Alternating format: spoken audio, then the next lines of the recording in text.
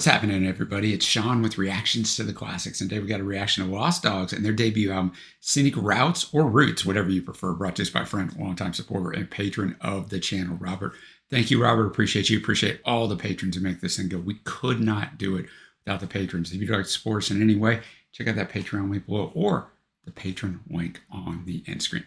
All right, I know some Lost Dogs, thanks to one of our other patrons, Scott, who has brought me a lot of stuff from Terry Scott Taylor, is a member of Lost Dogs, and a bunch of other stuff. And Lost Dogs have appeared on a bunch of his top 10s and stuff. Check out the Christian playlist after this reaction. You'll see some of that, but I've never listened to a full album or anything close to it. So a little bit about Lost Dogs. They're an American musical supergroup formed in 1991, comprising vocalists, songwriters, and guitarists from multiple Christian alternative rock bands.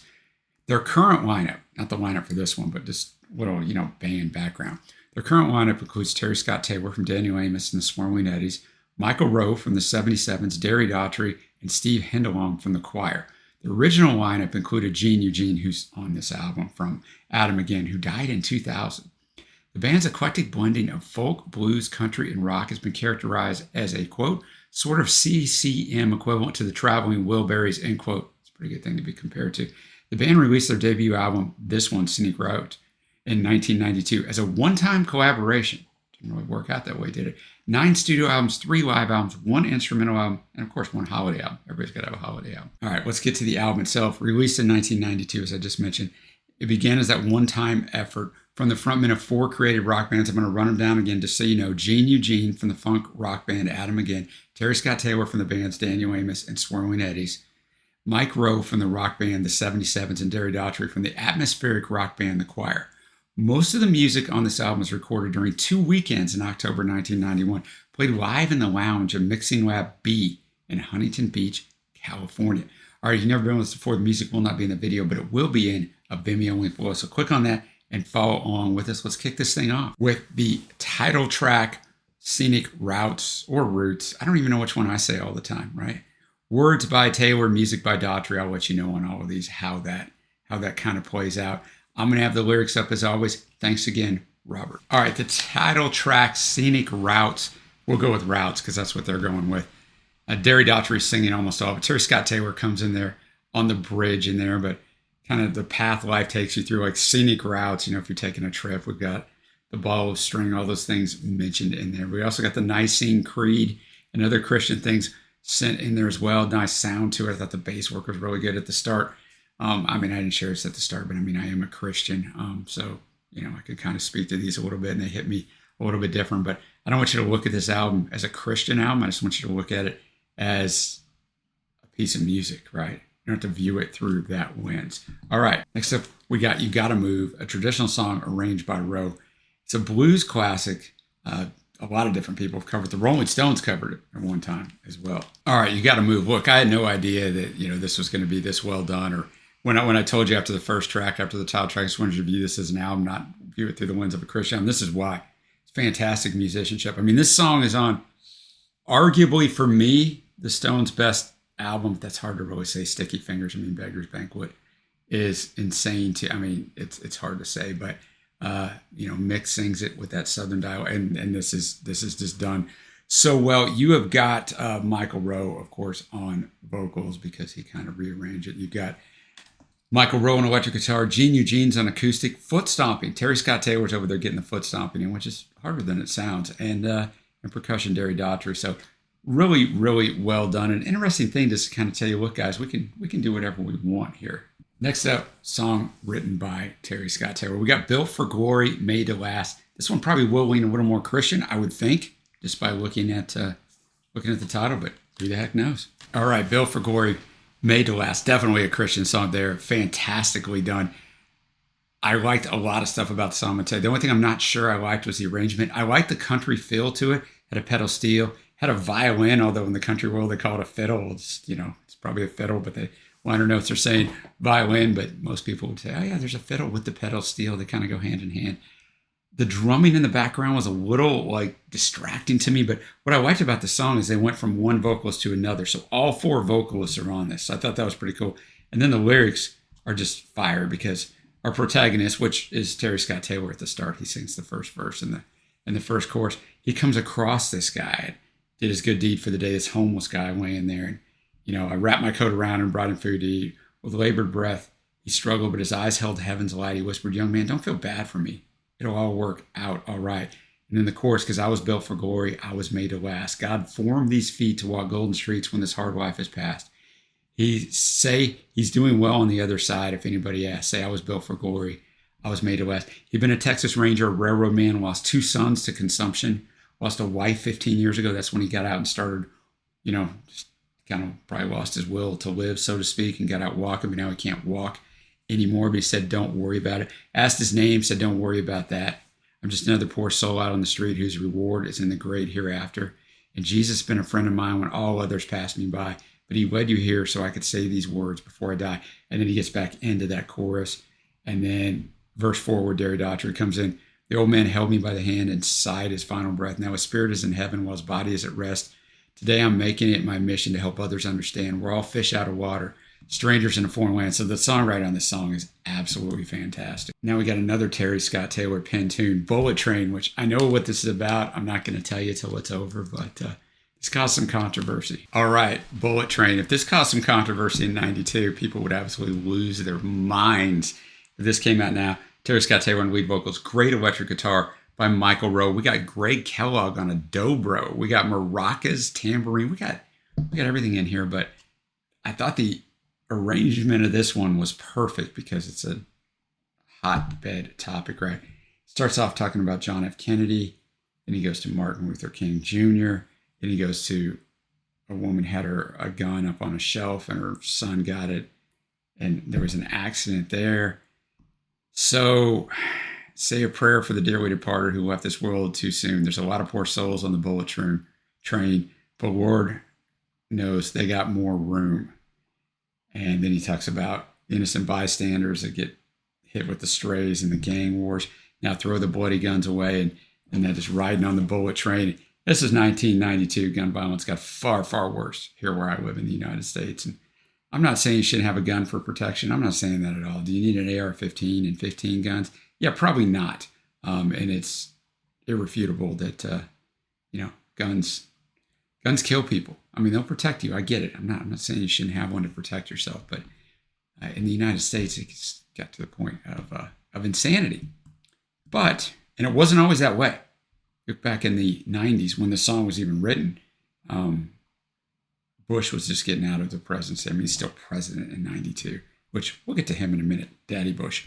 But once Clinton got in, a lot of the gang, you couldn't buy AR-15s, you couldn't buy all that stuff. I won't get into all that, I already am, but it wasn't always that way in the U.S., but it was still bad as they're talking about here. Now we get to The Fortunate Sons, words by Eugene and Taylor, music by Eugene. Now, I know I've heard some of these songs. I think I've heard this song, but I don't remember, right? I listened to them one time in the context of a top 10. So, Scott, if you're watching this, forgive me. I know you probably brought me some of these songs, but yeah, it's hard to remember when you just listen to everything in one, but let's go. All right, we're 5 songs in. This is a long album. It's 17 songs long, but these guys are pulling no punches, man. The Fortunate Sons, it's about war. It's about going off to war. Very well written. Sounds a little REM-ish, right? I mean, you've got Gene Eugene on the lead vocals. Sounds a lot like Michael Stipe on this, just the atmosphere. I mean, it's 1992. That's perfectly kind of what you would get at. It just sounds great. The music on here, the arrangement, tenor guitar by Terry Scott Taylor. You got a banjo. You got a fiddle. We're calling it a fiddle this time. You got a bodhran. I don't even know what that is. I've never even heard of that. Tambourine, all your other things on here. But I think that gives it this great ambiance and atmosphere. All right, next up, we got the New Physics from Rowe and Mascali. All right, the New Physics. Basically a Michael Rowe solo song. The only one that's even on here. Eugene is in there on the acoustic with Michael Rowe. Michael Rowe's lead vocals. He's electric guitar. He's backing vocals. So there's some sleigh bells in there to give it a little bit of noise. But he's the only one besides Gene Eugene who does a little bit on the acoustic there. But I thought the song was just really nicely done, man. A chilled out song. The New Physics basically telling you no matter what you're going through, like all kinds of people are dealing with stuff, even the billionaires. Like there's hungering and despair. It's unfair. There's hungering everywhere. In solitary and pairs everywhere. Like that's just kind of the idea of this song. Like life is tough here on this earth. And no matter what level of success you have or don't have, however you define that, you're still going to struggle. Next up, we have I Am a Pilgrim. It's a traditional song arranged by, quote, the Lost Dogs. So it's just arranged by all of them. It's a Christian hymn from the 19th century. So, yeah, I know the Byrds did a version of it. I'm sure many people have covered it. All right, I Am a Pilgrim. Took a Christian hymn. Sounds very Christian hymn at the end where they all come in, but took a Christian hymn, countrified it. I thought it worked really, really well. Lead vocals are Roe, Terry Scott Taylor, and Gene Eugene, so they trade off in there. Tenor guitar by Gene Eugene. Dobro by Greg Kellogg. The fiddle in there again from James Sitterly really works well, but yeah, this guy is going to die, but he's telling you he's not worried. He's a pilgrim on this earth, right? He's not worried about it.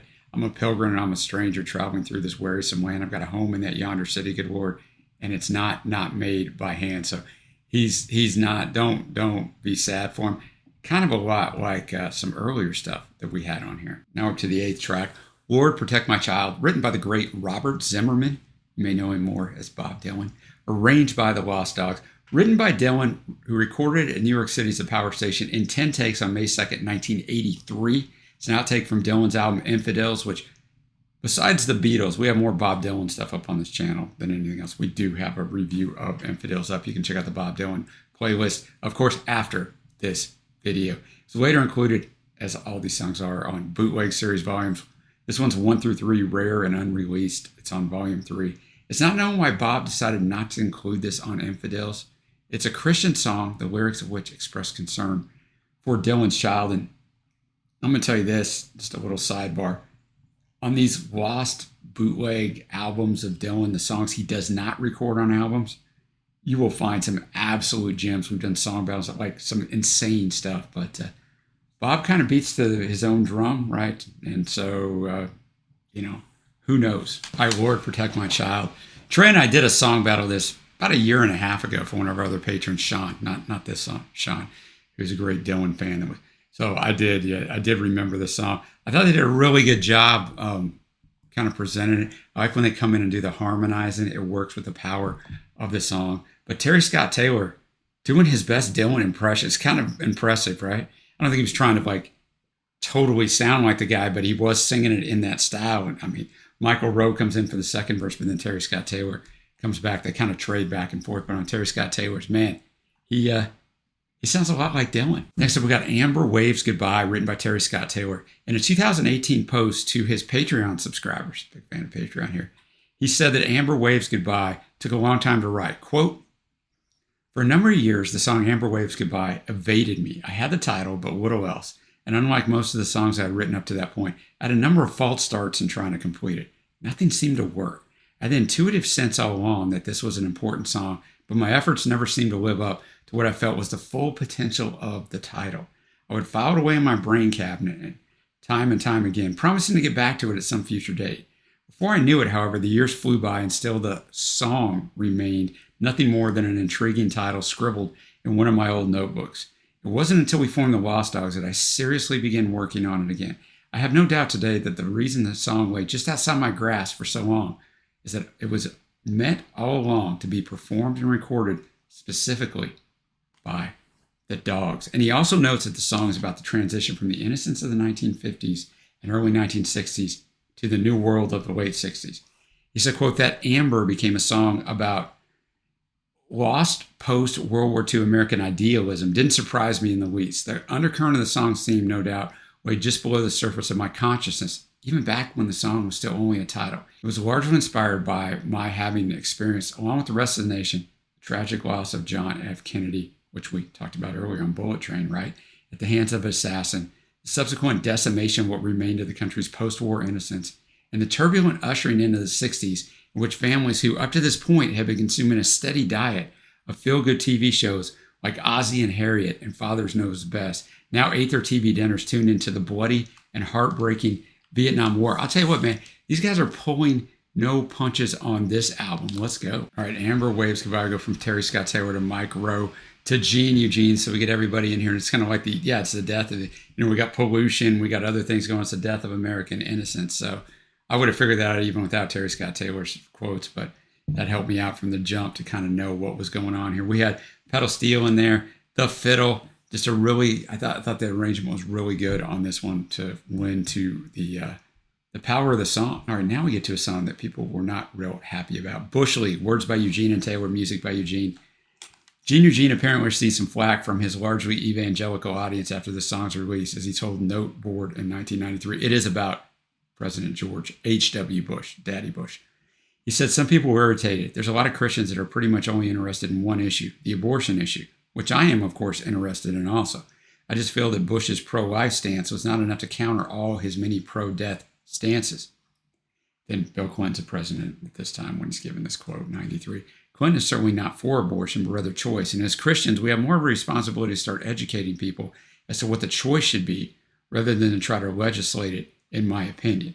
For the record, I wouldn't make a big deal about the political part of me personally. I'm just a stupid guy in a band. See, he says something where, we can make laws to prevent whatever, abortion or whatever, but until you get to somebody's heart, it's not really going to make real change. But sometimes I think Christians get lost along the way there. All right, Gene Eugene bringing the fire on here. The dobro was really, by Greg Kellogg, and the fiddle by James Sitterly was really the powerful instruments in this song, which kind of just went to its fast pace. It's under 2 minutes, but he really does break it down. I'll pack you lunch, clear your desk, though it's going to be hell to clean your mess. All I know is that you got to go. And then verse 2, a lot of plays on words. I don't know what I think about you, but your bush league days are through. Will you give me a job? I doubt it, because unemployment was surging. Here's a bird in the hand for you. A bird in the hand is two in the bush. Next time you start a storm, you better get you a mess kit, canteen, and uniform, because we feel like living. So you've got to go. And, they covered a Dylan song a couple songs ago. Dylan was big on that. I mean, a lot of people were big on that during the time. But, you're starting the wars. The people that are starting them are not the ones that have to go die. Your points of light are almost gone, because his campaign slogan was 1,000 points of light.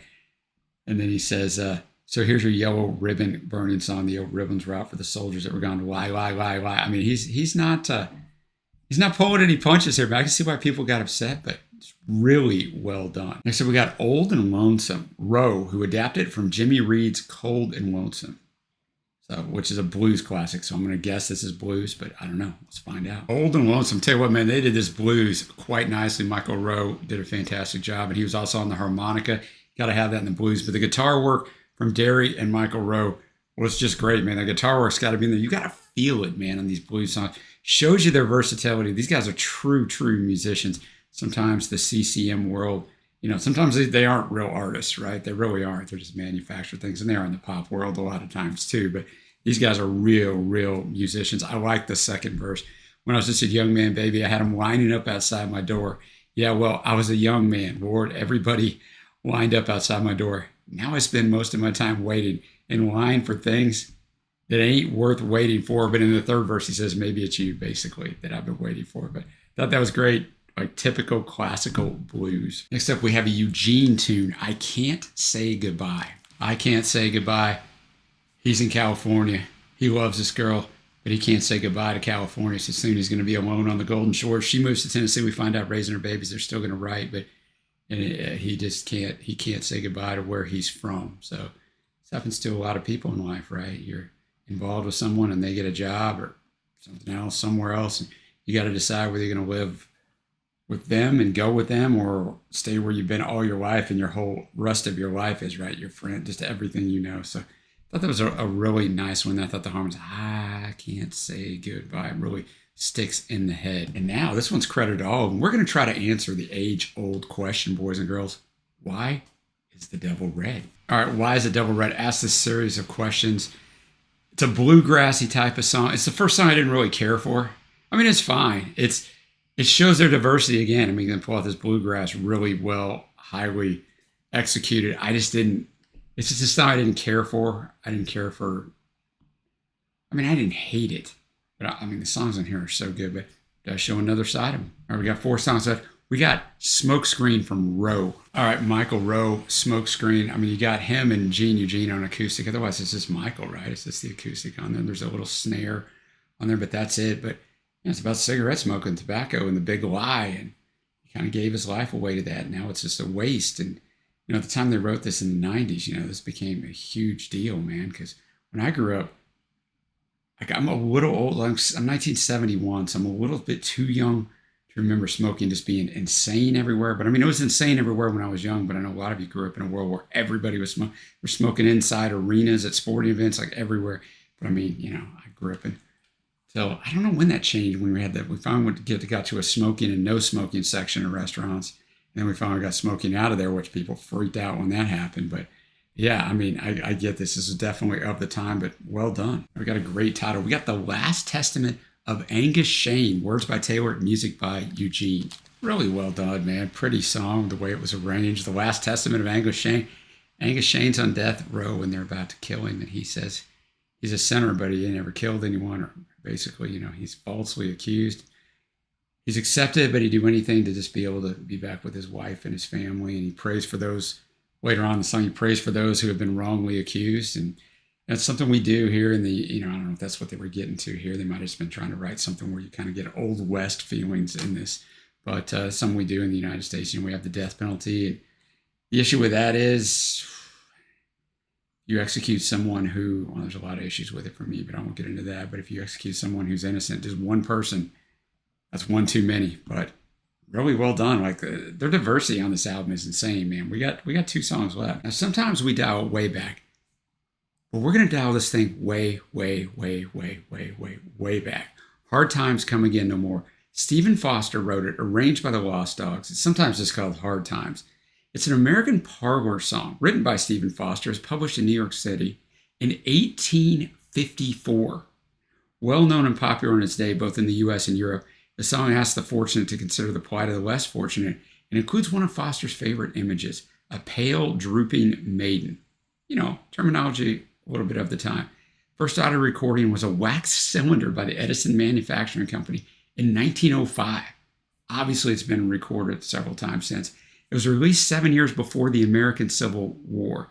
It gained great popularity during that conflict as an expression of suffering and hardship, to the point that a satirical version about soldiers' food became widely circulated as well. Hard tack, come again, no more.